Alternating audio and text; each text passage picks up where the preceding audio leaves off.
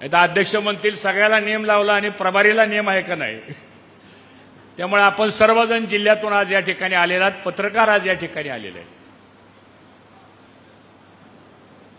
मी 2.5 तास सगळ्यांची भाषणं ऐकत होतो। माझ्या अध्यक्षांना एक विनंती आहे की आता आपल्याला पक्षाच्या मेळाव्याचं स्वरूप सुद्धा बदलावं लागेल। आपल्याला बराचसा वेळ आपला सत्कारामध्ये जातो। माझी विनंती आहे पक्षाच्या कार्यक्रमात सत्कार असू नये, नावं घेण्यामध्ये वेळ जातो। कदाचित एकाने नावं घेतल्यानंतर बाकीच्यांनी नावं घेऊ नये आणि मग जे वक्ते भाषण करायला असतात, खरं म्हणजे कुणीतरी हे विचारायला पाहिजे होतं, अशी माझी अपेक्षा होती की आज हा मेळावा आपण कशासाठी घेतलाय। ठीक आहे, भावना व्यक्त केल्या चांगली गोष्ट आहे, लोकशाही आहे, प्रत्येकाला बोलण्याचा अधिकार आहे। पण आदरणीय पवार साहेबांनी ज्यावेळेस मुंबईला आमची मीटिंग घेतली आणि प्रांत अध्यक्ष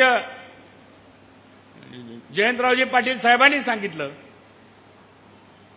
की विधानसभेच्या निवडणुका झाल्यानंतर जी राज्यामध्ये राजकीय परिस्थिती निर्माण झालेली आहे, पक्षामध्ये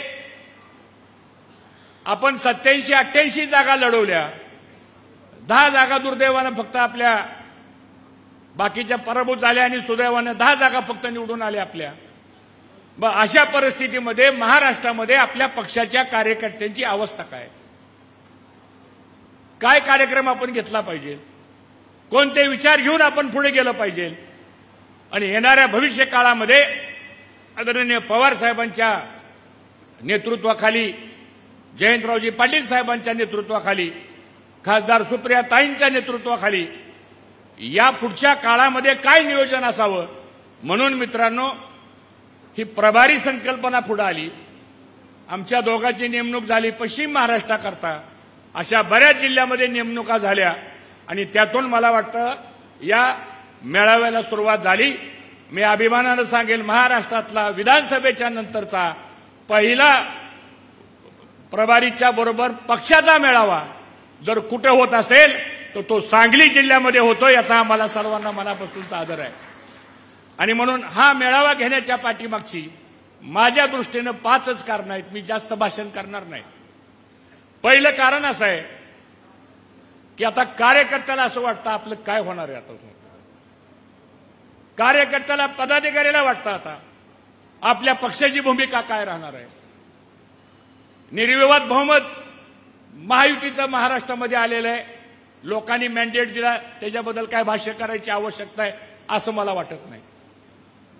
मग आता एका बाजूला 235 आमदारांचं सरकार स्थापन झालेलं आहे आणि दुसऱ्या बाजूला आपण 40-45च्या संख्येनं सभागृहामध्ये आपल्याला लढावं लागेल।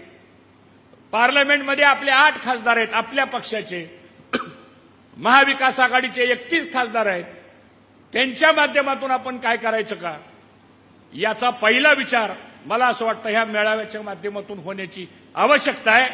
कारण इथं आलेला प्रत्येक कार्यकर्ता स्टेजवर बसलेल्या माणसापेक्षा सुद्धा अधिक महत्वाचा आहे असं माझं प्रामाणिक मत आहे। म्हणजे स्टेजवरच्यांना महत्व नाही असं नाहीये, पण तुमच्या जोरावर आम्ही इथं बसतोय, आमच्या जोरावर सभागृहामध्ये कोण जातंय आणि सभागृहाच्या जोरावर पक्षाची ताकद आपली वाढत असती, ही लोकशाहीमधलं तंत्र आहे। आणि मला असं वाटतं की कार्यकर्ता पदाधिकारी याचा फोकस पॉइंट हा पुढे आपल्याला कसा निर्माण करायचा आहे, यासाठी मित्रांनो आपला आजचा हा मेळावा आपण घेतलेला आहे आणि त्या दृष्टीने पावलं टाकण्याची आवश्यकता आहे। दुसरा महत्वाचा मुद्दा, लोकसभेला आपल्याला 31 जागा मिळाल्या, त्यावेळेस काय सत्ता होती का, त्यावेळेस काय कामं होती का, मग 31 जागा आल्या कशा, त्या 31 जागा आल्यामुळं आपण बसलो हिशोब करत, एका मतदारसंघात 1 खासदारला 6 आमदार, कुणीतरी म्हणलं 181चा आकडा आपला गाठतोय, झाली चर्चा सुरू आपली पारावर बसल्या बसल्या। आणि मग आता काय सहजच, काय चिंता करू नका, 1-1 लाख मताचा डिफरन्स आहे, 50-50 हजार मताचा डिफरन्स आहे। आणि ह्या सगळ्या भ्रमामध्ये दुर्दैवानं आपण सर्वजण राहिलो। आणि दुसऱ्या बाजूला आपला पराभव लोकसभेला झाला, आपल्याला आता तळागाळापर्यंत जावं लागेल, ही भूमिका त्यांनी स्वीकारली आणि आम्ही भूमिका स्वीकारली. कोण मंत्री होणार आहे, कोण मुख्यमंत्री होणार आहे, पुढे काय होणार आहे, या सगळ्या गोष्टी दुर्दैवानं त्या घडल्या आणि त्याचा परिणाम असा झाला की आज आम्हाला महाराष्ट्राच्या विधानसभेमध्ये सुद्धा एका पक्षाच्या विरोधी पक्ष नेत्याच्या संख्येपर्यंत सुद्धा संख्याबळ.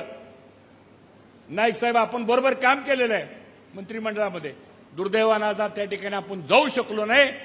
याचा विचार आपल्याला करायचा का नाही करायचा, हा प्रश्न या मेळाव्यामध्ये आपण करण्याची आवश्यकता आहे. मी अभिमानानं सांगेल, जयंतरावजी पाटील साहेबांनी पक्षाची सूत्र हातामध्ये घेतल्यापासून आम्ही 15 वर्ष राज्य मंत्रिमंडळामध्ये खांद्याला खांदा लावून काम करणारे आम्ही माणसं आहे. त्यांचे वडील, आमचे काका त्या काळामध्ये पवार साहेबांच्या बरोबर काम केलं, सगळ्या दिग्गज नेत्यांच्या बरोबर काम केलं आणि मग हा राजकीय वारसा, सामाजिक चळवळीचा हा राजकीय वारसा सर्वसामान्य माणसाला बरोबर नेण्याचं यातून जयंतरावजींनी पवार साहेबांच्या मार्गदर्शनाखाली या पक्षाची तळागाळापर्यंत मित्रांनो भूमिका स्वीकारली आणि आज त्यांच्यामुळं आणि त्यांच्या सर्व सहकाऱ्यांच्यामुळं आणि पवार साहेबांच्या मार्गदर्शनामुळं आज महाराष्ट्रामध्ये आपल्या पक्षाच्या ऍक्टिव्हिटीज या ठिकाणी मोठ्या प्रमाणात चालू आहेत. मला असं वाटतं आपण सर्वांनी टाळ्या वाजून जयंतरावजी पाटील साहेबांचा या ठिकाणी अभिनंदन करू. हे काम सोपं नाहीये, बोलणं सोपं आहे, काम करणं फार अवघड आहे मित्रांनो. आणि म्हणून मग आपल्याला आता विचार करावा लागेल, कालच्या विधानसभेच्या पराभवाची कारणं काय. अनेक कारणं आहेत,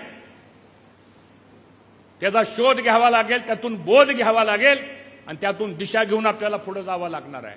शोध काय? बऱ्याच मतदारसंघात गेल्यानंतर माणसं बोलतात, माझ्याही मतदारसंघात माणसं बोलतात, भाऊ आम्ही तुम्हाला मतदान केलं, मग आमचं मत गेलं कुठं. मी नाही, मतदार विचारतो, सांगतो. आज जयंतरावजी माझ्या मतदारसंघात तुम्ही आला होता, 332 बूथ आहेत, फक्त 16 बूथवर मी आघाडीवर आहे. असं कधी घडलंय का सांगा बघू. 16 बूथवर फक्त. आणि जिल्हा परिषद पंचायत समिती बघितल्या तर 7 पैकी 5 जिल्हा परिषद माझ्याकडे आहेत, पंचायत समिती माझ्याकडे, नगरपालिका माझ्याकडे, ग्रामपंचायती जवळजवळ 60% आपल्याकडे. ठीक आहे, तो विषय सोडून द्या. पण अशा घटना घडतात आणि ह्या घटना घडत घडत पुन्हा दुसरा मुद्दा आला, आपला कार्यकर्ता मतदारापर्यंत पोहोचला का. लाडकी बहीण योजना आणली त्यांनी, त्या लाडक्या बहिणी योजनेच्या संदर्भामध्ये काय तळागाळात झालं याचं कधी अवलोकन आपण केलं का.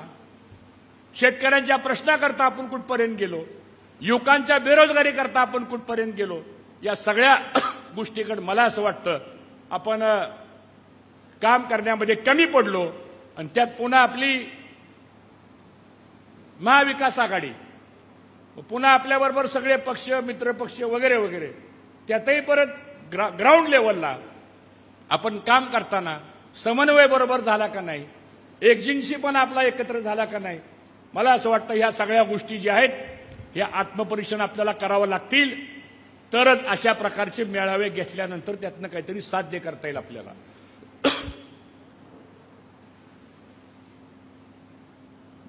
याचबरोबर आता स्थानिक स्वराज्य संस्थेच्या निवडणुका येणार आहेत.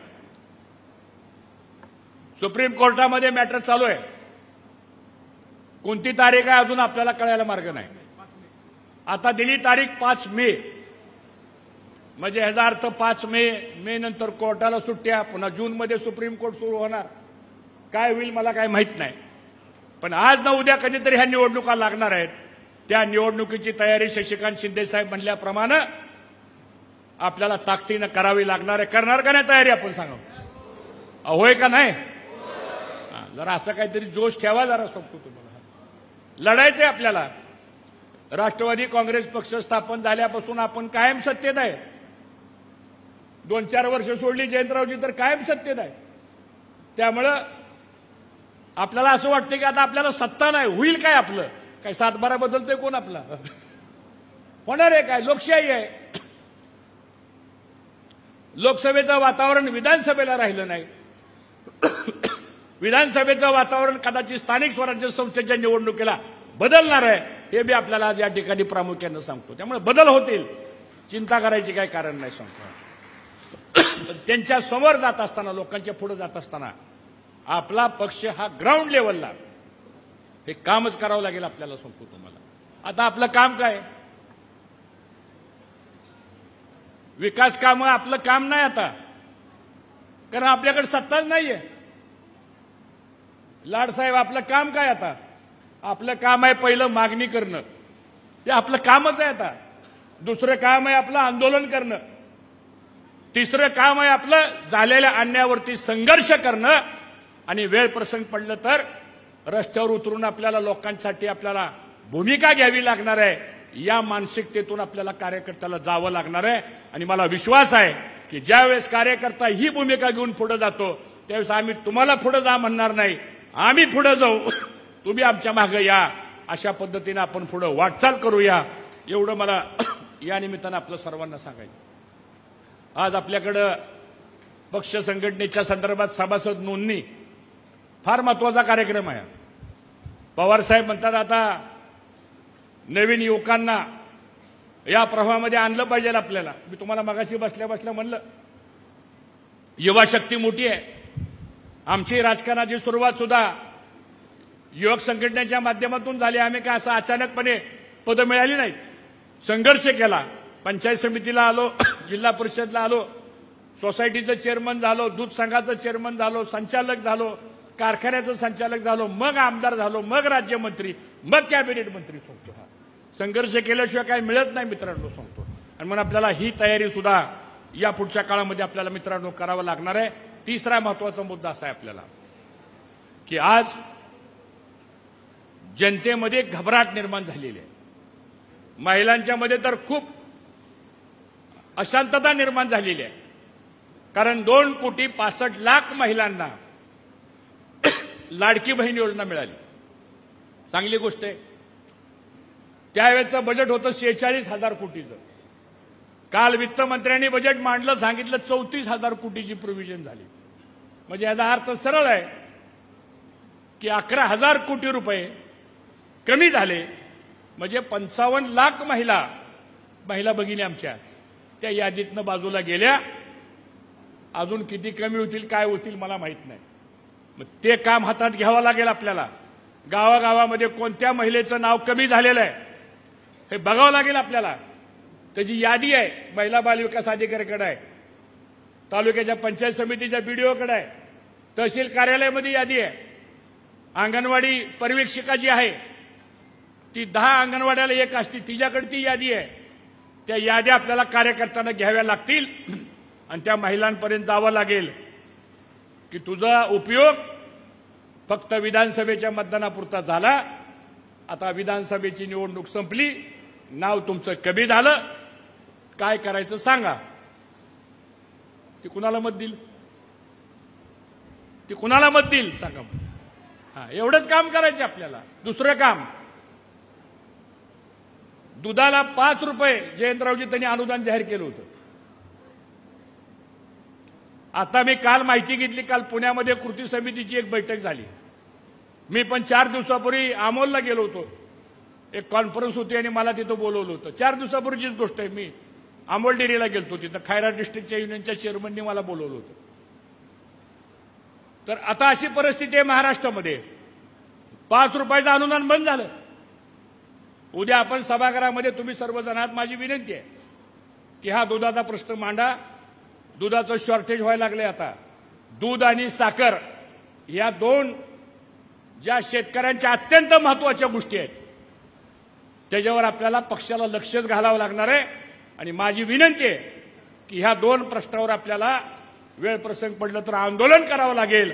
पण ह्या शेतकऱ्यांना न्याय देण्याकरता राष्ट्रवादी काँग्रेस पक्षानं भूमिका घेऊन पुढे वाटचाल करावी लागणार आहे. हेही मला या निमित्तानं आपल्या सर्वांना या ठिकाणी सांगायचं. चौथा मुद्दा, आता आपल्यातल्या बऱ्याच लोकांना फोन यायला लागले आणि काय माणसं आपली थोडीशी चलबिचल होतात सांगतो. हा, काय चलबिचल होऊ नका सांगतो तुम्हाला. परिस्थिती बदलणार आहे, सकारात्मक राहा, काही अडचण येणार नाही. आदरणीय पवार साहेबांच्यावर विश्वास ठेवून आपल्याला येणाऱ्या पुढच्या काळामध्ये संघटना वाढवायची, संघटना मजबूत करायची आणि ह्या पद्धतीने आपण मित्रांनो पुढे वाटचाल करू. विषय खूप बोलण्यासारखे आहेत, वेळ खूप झालेला आहे, परंतु माझा एवढाच एक मुद्दा आपल्याला सांगायचा आहे की आपल्याला सगळ्याला मिळून पक्षानं मला काय दिलं, नेत्यांनी मला काय दिलं, हा विचार बाजूला ठेवा. मी आता पक्षाकरता काय देऊ शकतो हा विचार डोक्यामध्ये ठेवा आणि ज्यावेळेस हा विचार डोक्यामध्ये येईल त्यावेळेस येणारा काळ हा आपल्याला सत्तेचाच काळ असल्याशिवाय राहणार नाही. ही भूमिका आपल्याला मित्रांनो घेऊन पुढे आपल्याला वाटचाल करावी लागेल. एवढंच आपल्याला आवाहन करतो. आज इथं आपण सर्वजण एवढ्या मोठ्या संख्येनं आलात आणि मला असं वाटतं मेळाव्याची सुरुवात ही सांगलीपासून झाली, कारण सांगलीमधूनच प्रदेशाध्यक्षांचा हा जिल्हा आहे आणि हा जो काय पॅटर्न सेट केला आपण याच पद्धतीनं शशिकांतजी आपल्याला सातारला, पुण्याला, कोल्हापूरला, सोलापूरला आपण जाऊ.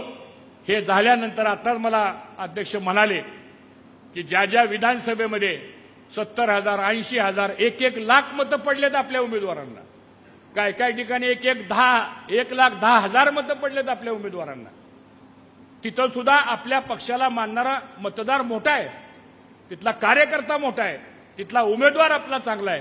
त्याही विधानसभेच्या मतदारसंघामध्ये मला असं वाटतं आपण जाणं गरजेचं आहे आणि तिथं जाऊन आपल्याला आपली संघटना कशी आपल्याला वाढवता येईल या दृष्टीनं आपण सर्वजण प्रयत्न करू. आणि म्हणून ना उमेद होऊ नका.